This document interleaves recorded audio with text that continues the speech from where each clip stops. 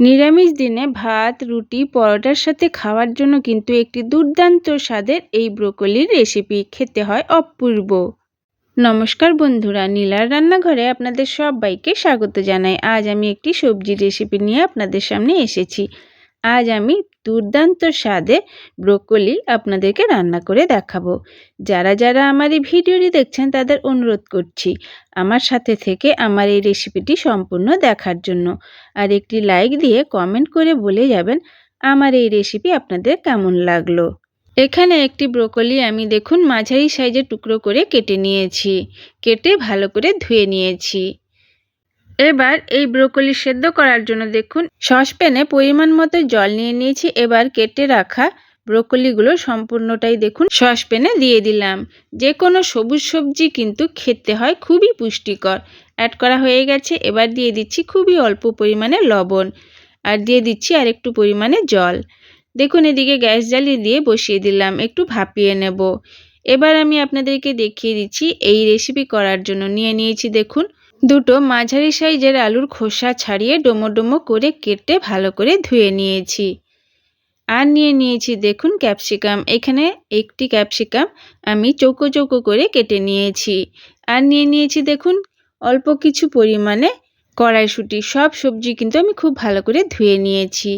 এবার দেখুন এখানে আমাদের ব্রোকলি ভাপ দেওয়া কমপ্লিট হয়ে গেছে। এবার আমি নামিয়ে জল ঝরিয়ে নেব। গ্যাস থেকে নামিয়ে জল ঝরিয়ে নেব। এবার আমি গ্যাসে বসিয়ে দিয়েছি কড়াই। কড়াইতে দিয়ে দিচ্ছি পরিমাণ মতো সাদা তেল।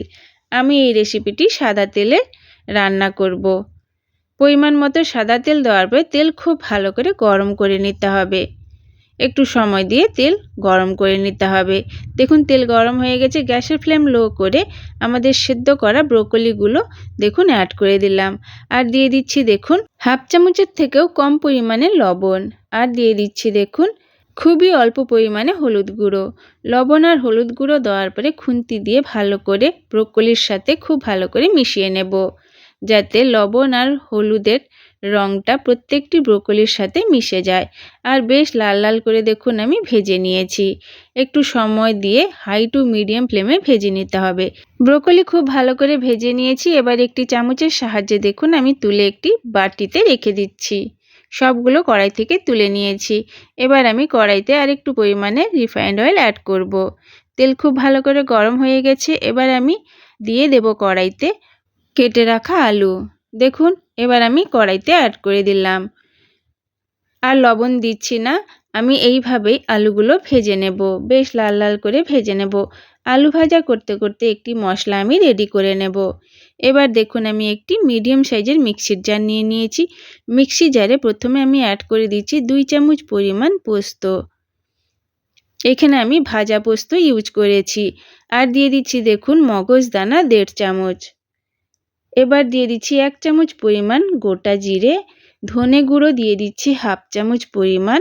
আর দিয়ে দিচ্ছি দেখুন 4টে লাল শুকনো লঙ্কা। এবার আমি অ্যাড করে দিচ্ছি একটি বড় সাইজের টমেটো কুচি, স্লাইস করে কেটে নিয়েছিলাম। আর দিয়ে দিচ্ছি দেখুন 1 ইঞ্চি পরিমাণ আদার টুকরো। এবার দিয়ে দিচ্ছি পরিমাণ মতো জল।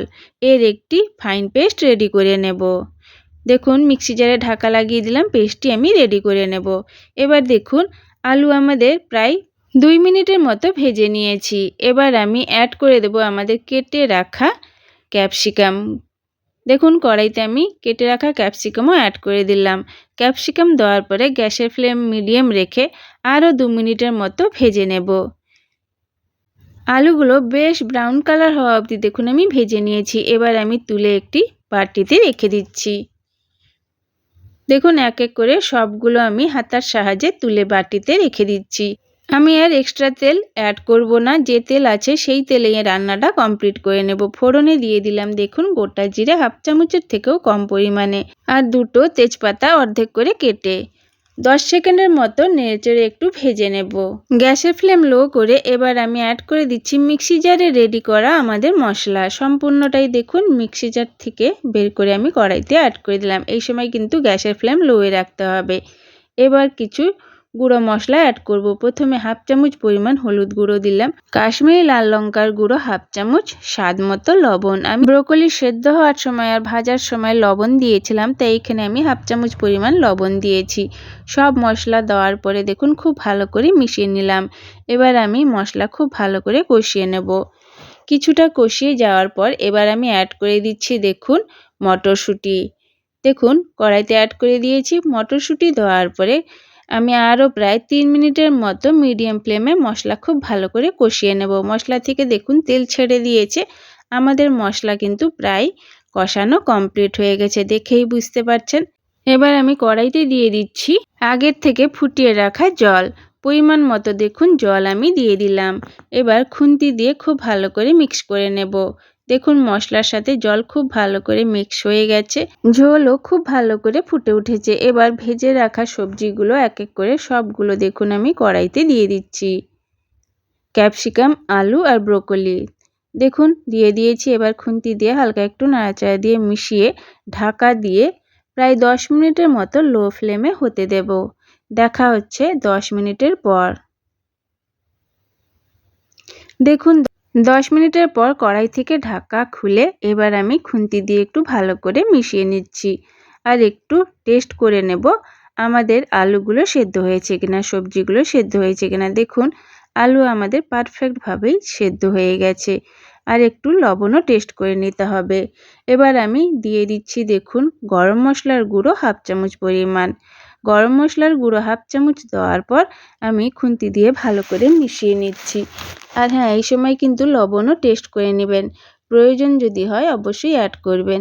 এবার আমি ঢাকা দিয়ে প্রায় 10 মিনিটের মতো রেস্টে রেখে দেব। তারপরে গরম গরম সার্ভ করে নেব রুটি, পরোটা, লুচির সাথে। গরম গরম ভাতের সাথেও খেতে ভালো লাগে। নিরামিষ দিনে এমন একটি রেসিপি যদি ভাতে বা রুটির সাথে থাকে তাহলে কিন্তু আর কোনো কিছুর প্রয়োজন হয় না। খুবই টেস্টি হয়, খুবই সুস্বাদু হয়। একবার অন্তত আমার মতো করে বাড়িতে ট্রাই করে দেখতে পারেন। আমার এই রেসিপিটি যদি আপনাদের ভালো লেগে থাকে তাহলে অবশ্যই একটি লাইক দিয়ে কমেন্ট করে জানাবেন। আর আমার চ্যানেলটি সাবস্ক্রাইব করা না থাকলে আমি রিকোয়েস্ট করছি আমার চ্যানেলটি সাবস্ক্রাইব করে আমার পাশে থাকবেন। আর ফেসবুক থেকে দেখতে থাকলে আমার পেজটি ফলো করে আমার পাশে থাকবেন। আজকের এই রেসিপি এখানেই শেষ হলো, আবারও দেখা হবে নতুন একটি রেসিপিতে। সবাই ভালো থাকবেন, সুস্থ থাকবেন, সাবধানে থাকবেন, নিজের খেয়াল রাখবেন। আজকের মতো আসি তাহলে, সবাইকে টাটা।